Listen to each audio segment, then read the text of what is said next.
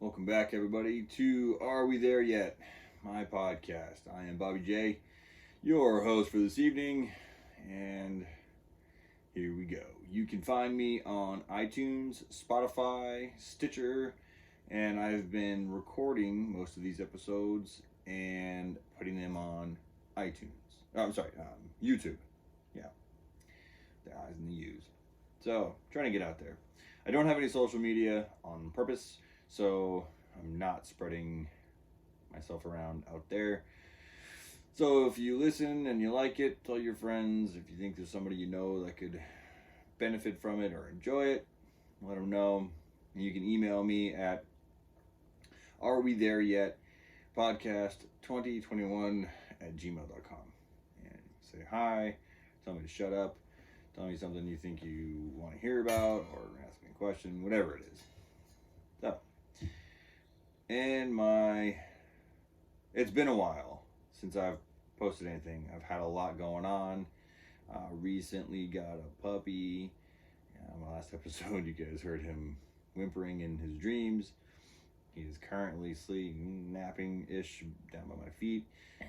If you're watching in these videos and you're paying close attention, you will notice I have a new pair of headphones. One word. Puppy. Yeah, decided to chew them up. So, things have been interesting and fun, and my life has just been a little full and busy. And I have been reading like a madman. A friend of mine recommended a book recently. It's been great. I've been thoroughly enjoying it. We'll get into that one later. I want to take a quick step back. Let's take a step back in time to my last episode. I was talking about my recipe for a life. And, in there I mentioned, talked about what it is and what my thought of it was. I said I wanted to figure out what my recipe was. So I've been working on that. I have been working on what my recipe would be for me. Now, everyone's recipe is going to be different. So for myself, I'm writing them down. And I can add or subtract or change things. And over time, I believe, this is going to change. I believe this list is forever changing. And this is not all the stuff is super detailed. It's kind of, I would imagine this is basics on pretty much across the board for everybody. But I have love and self-love, fun and laughter, understanding and being understood, learning and growing, being productive, compassion, empathy, wisdom, truth and honor, loyalty, respect, self-respect, dignity, confidence, family, giving, adventure and outdoors, and being open-minded. Now, some of those encompass, multiple things. Like family, to me, encompasses multiple things. My daughter, and on all aspects of family. Being a good father, being a good son, being a good brother, a good nephew, a good grandson, all that stuff. Right? So all those things are things that are important to me. And all of those are things that I feel that I need to have in my life to have my good life. That's my recipe for a good life. And all those things in different proportions. And those proportions will shift. Sometimes, that's something I should put on there, is my personal time. Sometimes I want more personal time than I want, family time. And that's okay. It's always okay. We all need to have our personal time. Some more than others. Introverts, extroverts. I think I figured out that I am a introverted extrovert. I think, if I remember correctly. Yeah. I am a little more introverted. I have extroverted tendencies, or some of their traits, but I am definitely lean more towards the extroverted side. So maybe you should work on your recipe. Maybe that's something that you just grab a pencil and a pad of paper and just jot some things down. What are things that are, meaningful to you? What's your recipe? I think everyone should have an idea of what that is. It was it was surprisingly not difficult, but a little tricky in the beginning to kind of really hammer out, like, okay, well, what is truly that important, and that's I wanted to make sure that I choose wisely, stuff that's really is actually important to me, because there are a lot of things in my life that I enjoy, that I have in my life, but I could survive without them. It's not necessary. We'll call that that's the sprinkles on top. The sprinkles on top of after we bake whatever it is we're baking with our recipe. All my hobbies. That's the the whipped cream on top with the sprinkles and the cherry on top. Okay. So at the end of my last episode, I led into psychedelics, magic mushrooms, specifically. So I wanted to spend more on this episode talking about that. So I read this book, How to Change Your Mind, and I really enjoyed the author, Michael Pollan.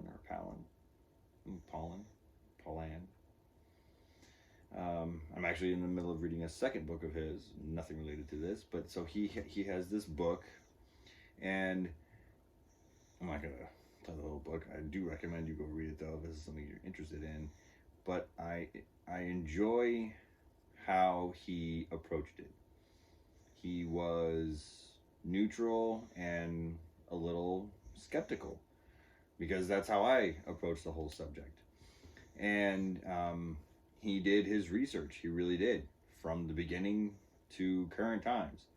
He went through the history of it. And, it also talks about LSD in the book, and a few other psychedelic, other drugs that fall in under the psychedelic realm.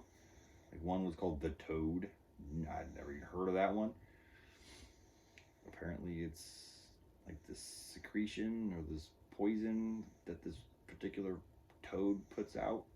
You crystallize it and you smoke it, and it's just like instant crazy fucking high. And I don't know, sounds bizarre. That's not what I'm interested in at all. I am interested in psilocybin, which is the magic mushrooms. Psilocybin is the chemical compound that's in the magic mushroom that makes you go through the trip that you do. They do make synthetic psilocybin as well. I think that's mostly what they use these days in all their testing and trials. And I might be interested in LSD too, but baby steps. This journalist, after he kind of educates you on the information about it, he does all these interviews with all these big names that have been in this industry for decades. They were around in the beginning. Some are, newer to the game. Then he also interviews people that have gone through treatments. And he has, a lot of stories from, I don't know how to word this. He has stories giving accounts from,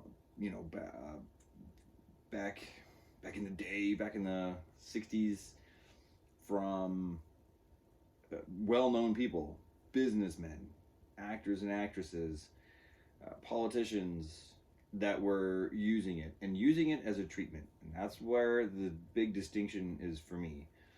I'm not interested in taking magic mushrooms or LSD for fun. I am interested in taking psilocybin and LSD for personal gain, for personal growth, for the experience. I'm interested in it for therapeutic reasons. And that's my personal. I don't care what someone else wants to do with it. That's your thing. But that's my reason for it. That's the only reason why I'm really looking at it. So it's been known, and I jotted down a couple of notes here. Psilocybin has been and continues to show very strong evidence. Studies are currently happening after the '60s. You know, psychedelics got a really bad name, and America kind of went, weird with it, and the war on drugs, and they shut everything down, and so it kind of went underground and still around. But in the early 2000s, it came back, and some of these doctors got the FDA to approve some testing. Well, it's started showing such good results that they continued allowing testing. And it's big in Europe too. Actually, in Europe, I think they asked the doctors, like, "Hey, could you test some of this stuff and see what you get?" It has been proven back in the 50s and 60s and currently to help treat anxiety, severe anxiety, and minor anxiety, depression, severe depression, all kinds of substance abuse. Actually, the founder of AA was very much involved with using psilocybin and LSD back in the 60s. And he used it because it showed results for treating it. Helped people get off of using tobacco and cocaine. It's useful. It's used for helping people with OCD, really bad OCD, PTSD. They use it for a lot of veterans and anybody that has any PTSD. And that's a whole other actually subject that I learned about recently too. That there's this whole, when you hear PTSD, you think mostly military veterans, excuse me, or somebody who had an extremely traumatic event in their life. A rape, excuse me, a rape, or they witnessed a murder or something. I mean, the real crazy out there shit. But there's more to it than that, and I had no idea. And we can get into that more another time too. But so it helps treat PTSD of all levels, and all these things are at all different levels. Anxiety, right? There's different levels of anxiety, so it treats different levels of anxiety.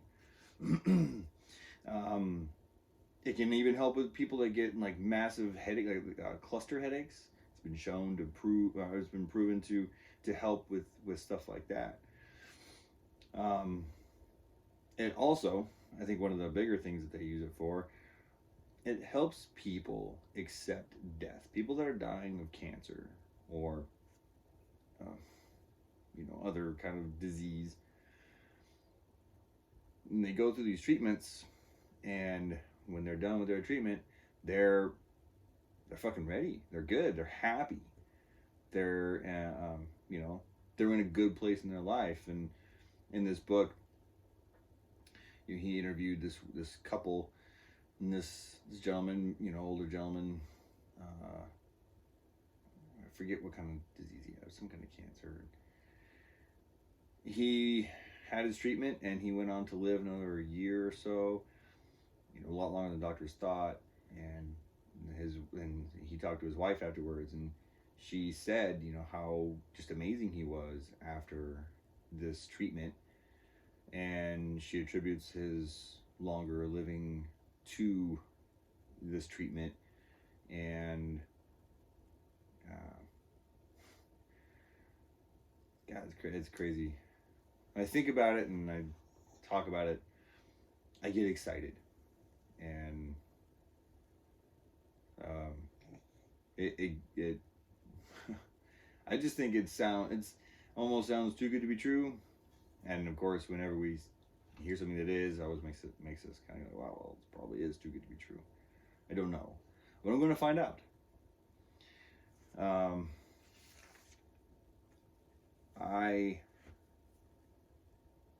What this book opened me up to is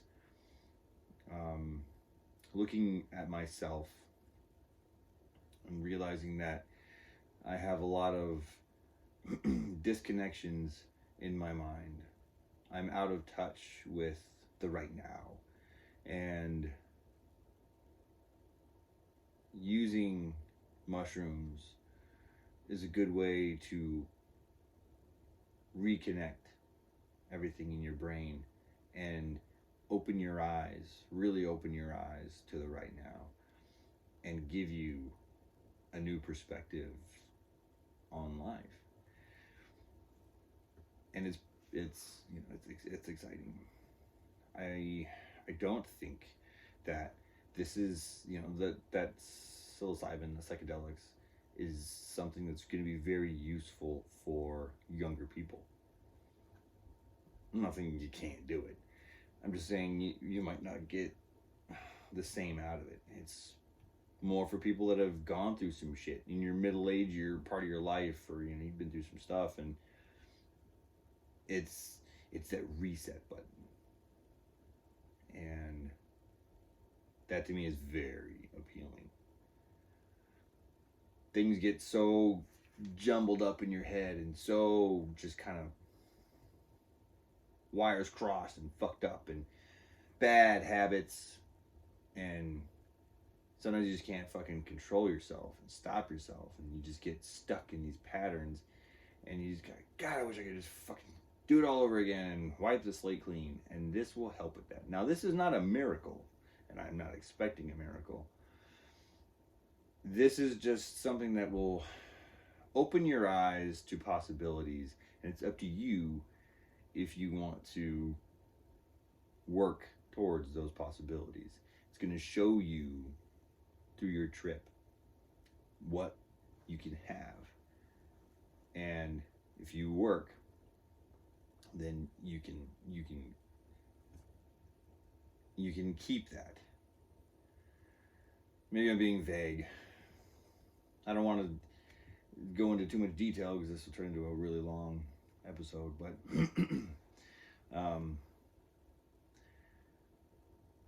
my next episode, I'm going to bring my sister on. My first guest, she knows a whole hell of a lot about this stuff. And she has been kind of my guide into this and kind of through this. And she's going to be my, she's on my speed dial when I do my trip.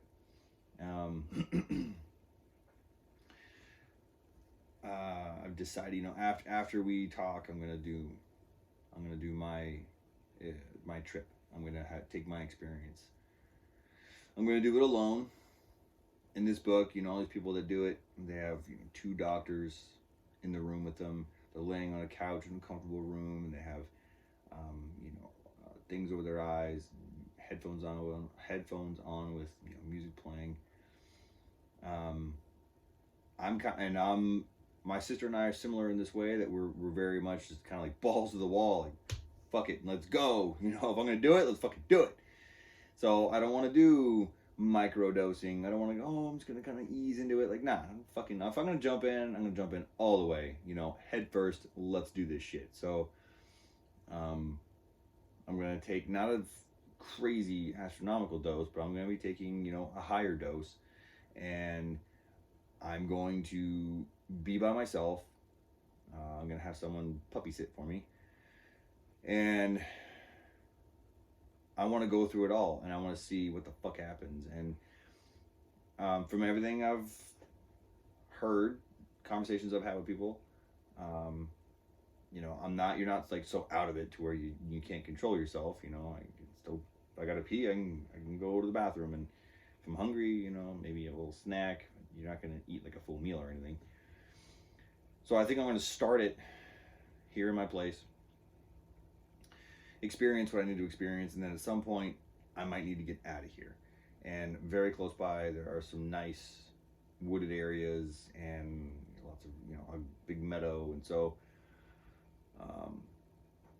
I do think I want to experience some of nature too while I'm on my trip.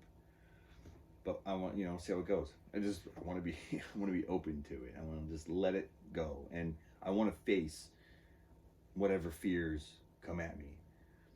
And in this book he talks about, and this is how I like to do things in my life as well, so I really connect with this, is and these doctors, when they guide these people through their trips, when they confront something scary, or a demon in their life, or something that's a negative, you don't run from it. You run to it, and that's the, the facing your fears. And so that's what I want to do. I feel like I want to sit in here, dark and grungy and dirty, and face my fucking fears and just smash at shit. I want to come out of this just feeling relieved. And I hope I do. And we'll see what happens. And of course, you'll hear all about it afterwards. It's going to be interesting. It's going to be fun. I'm excited. And I'm really interested to hear from anybody that has gone through something like this, or even somebody who uses it more for the medicinal purposes and just for fun. It's interesting to me how everyone's experience is different, but also very similar. So if you have a story and or if you know anything about this, it's become a pretty popular thing. Get in contact with me, and if you're smart enough and you have a really good story to tell. I'm kidding about the smart. You can be dumb as a brick. You want to come on here? I'll get you on here too, and we can talk about it. And I think it's something that can be really useful for people. And after I experience it, I'll have a better idea. And especially for people, anxiety, depression. There's medications out there. The medications don't work so much anymore. And what do you want to take, pills every day for the rest of your life? Shit, I did that when I was a teenager. Everyone thought I was depressed.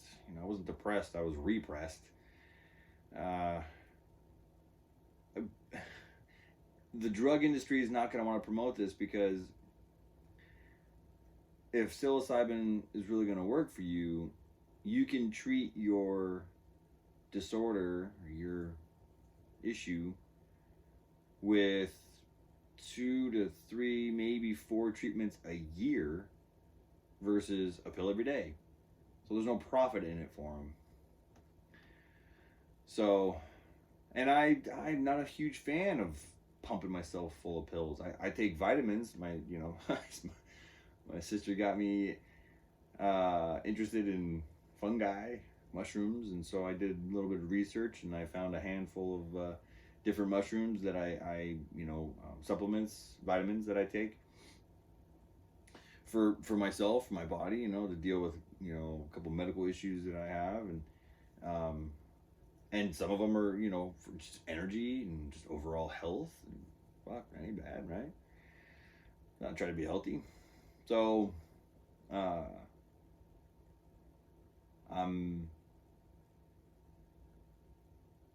not nervous. I'm not. I want this to be. I don't want it to be a breeze either. I have these 4 wooden skeleton or skulls.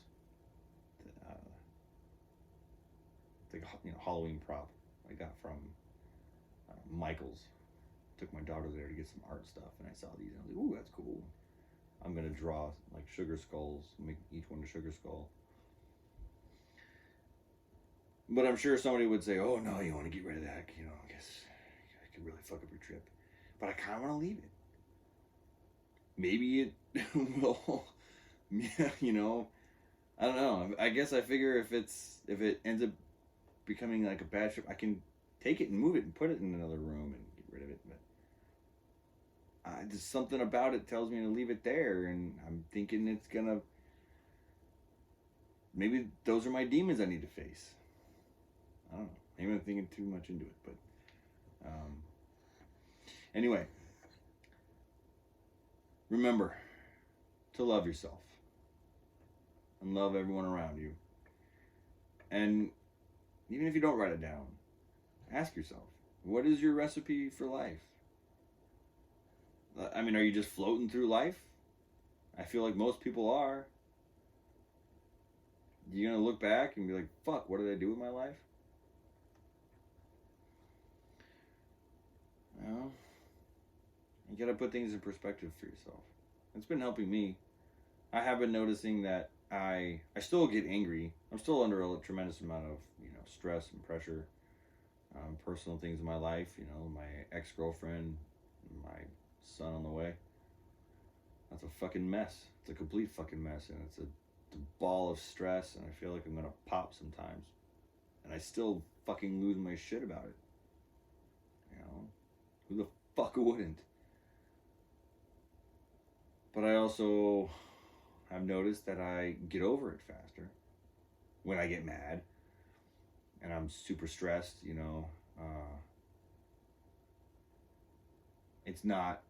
it doesn't linger over me for days or weeks. Now it's maybe a couple hours max, and then just accept it. Don't mean I fucking like it. And if I focus on it and talk about it and, I allow myself, I could get all riled up all over it all over again, but, I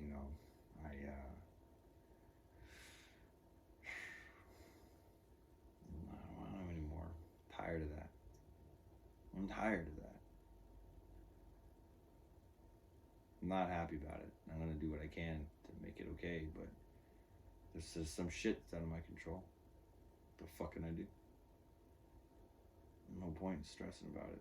It's just killing me. So, and that's probably the reason why I'm excited about this. If I can come out of this trip and be able to handle my temper and my stress better, and be able to feel more compassion and empathy and love for everybody, including this heartless bitch. That's my ex-girlfriend. That's screwing me around with my son. Then I can take life with an easier stride, not be so stressed out and wound up, not let it affect my life and my relationships. I would pay good fucking money for that. And I think most of us would. Sounds great to me. And like I said, it's not a miracle, and I'm not looking for a miracle. I'm not looking for something to do all the work for me. I think this is just going to show me the way. And then I can keep working on it.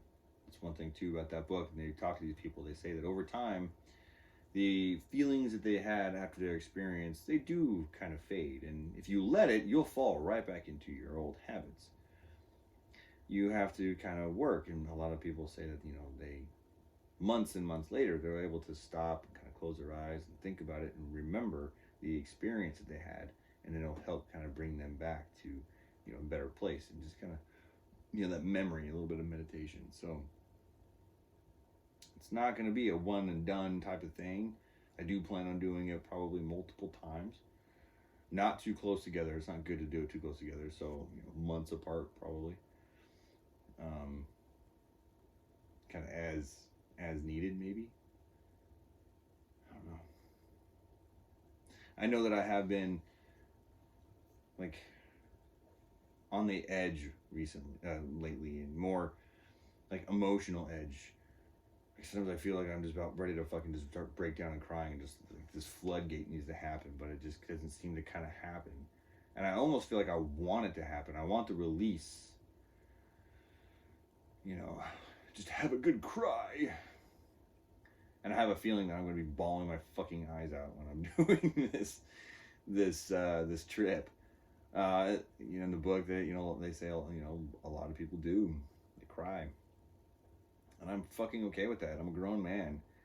I'm not ashamed to say that, I can cry. My daughter, she's always been my Achilles heel, if everything else was fine and all good, something with her, though, it's your kid, man. She could, something about it. She could still get me to tear up.